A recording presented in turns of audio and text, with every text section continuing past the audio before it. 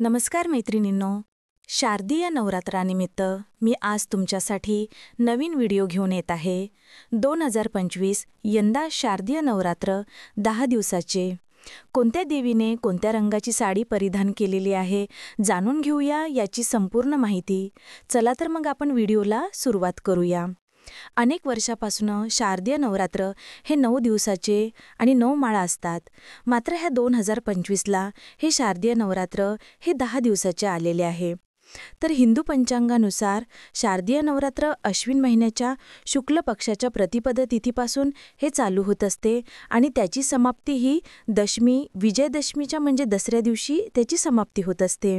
तर असे हे 2025ला शारदीय नवरात्र हे 22 सप्टेंबर 2025ला सोमवारी चालू होत आहे आणि ह्याची समाप्ती ही 2 ऑक्टोबर 2025 रोजी याची समाप्ती होणार आहे.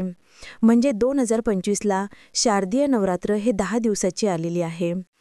तर हिंदू पंचांगानुसार यंदा नवरात्रमधील तृतीया म्हणजे तिसरी तिथी आणि हिंदू पंचांगानुसार यंदा नवरात्रीमधील तृतीय तिथी ही 2 दिवस आलेली आहे. म्हणजे 24 सप्टेंबर आणि 25 सप्टेंबर या दिवशी ही तृतीया म्हणजे तिसरी तिथी आलेली आहे. हे 2 दिवस आहे. त्यामुळे महानवमी महानवमी ही 1 ऑक्टोबर 2025ला आलेली आहे. 1 ऑक्टोबरला हे घट उठणार आहे अशी ह्याची माहिती आहे. तृतीया तिथी ही 2 दिवस असल्यामुळे 24 आणि 25 सप्टेंबरला रंगहारी पीठ झालेला आहे. चला तर मग ह्या नवरात्रीला कोणत्या देवीने कोणते वस्त्र परिधान केलेले आहे, कोणत्या रंगाचे वस्त्र परिधान केलेले आहे या माहितीला आता आपण सुरुवात करूया. तर सुरुवात ही 22 सप्टेंबर 2025 पासून घटस्थापनेला सुरुवात आहे. तर घटस्थापनेचा हा पहिला दिवस आहे. त्यामुळे आपण या दिवशी शैलपुत्री या देवीची पूजा करणार आहे. तर या देवीने पांढरा रंग वस्त्र परिधान केलेले आहे. तर हा पांढरा रंग निरागसता आणि स्वच्छतेचे प्रतीक मानले गेलेले आहे. तसेच हा पांढरा रंग निर्मळ, शांतता, पवित्रेचे प्रतीक आहे. त्यामुळे घटस्थापनेच्या पहिल्या दिवशी शैलपुत्री देवीने पांढरा रंग वस्त्र परिधान केलेले आहे.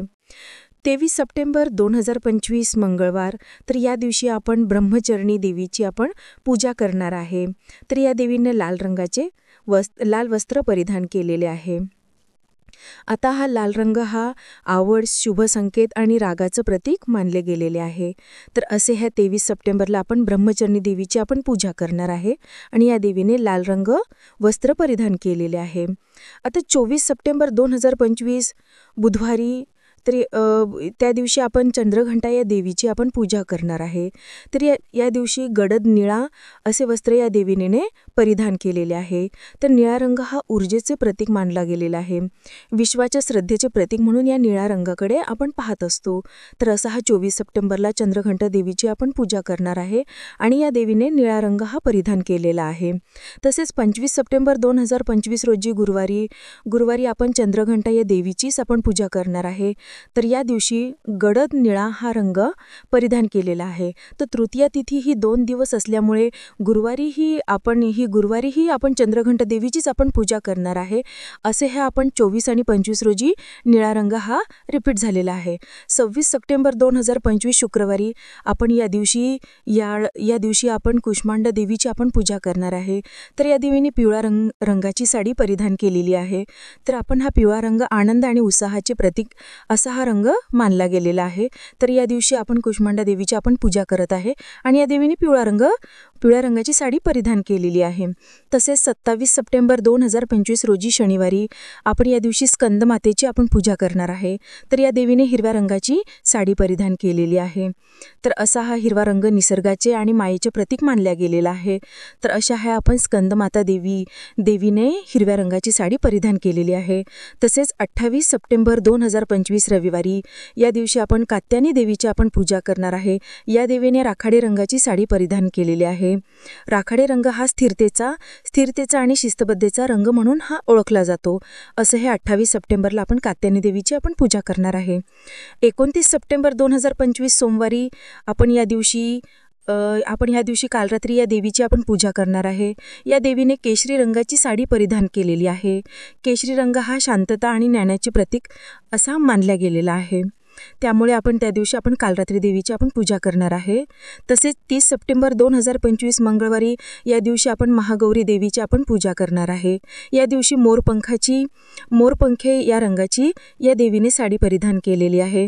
तर मोरपंखी हा रंग सुपिकतेचं प्रतीक मानला गेलेला आहे। तसा आपण 30 सप्टेंबरला आपण महागौरी देवीची आपण पूजा करणार आहे। आता 1 ऑक्टोबर 2025 बुधवारी या दिवशी आपण सिद्धदात्री या देवीची आपण पूजा करणार आहे।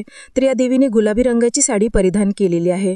गुलाबी रंग हा जिव्हाळा आणि भावनेचे प्रतीक असा हा रंग आहे। तर या दिवशी आपण सिद्धदात्री देवीची आपण पूजा करणार आहे। असे हे 10 दिवसाचे 10 कलर आहे। तर हे कलर तुम्हाला कसे वाटले ते कमेंट बॉक्समध्ये मला नक्की सांगा। असेच नवनवीन व्हिडिओ पाहण्यासाठी तुम्ही आपल्या चॅनलला सबस्क्राईब करा।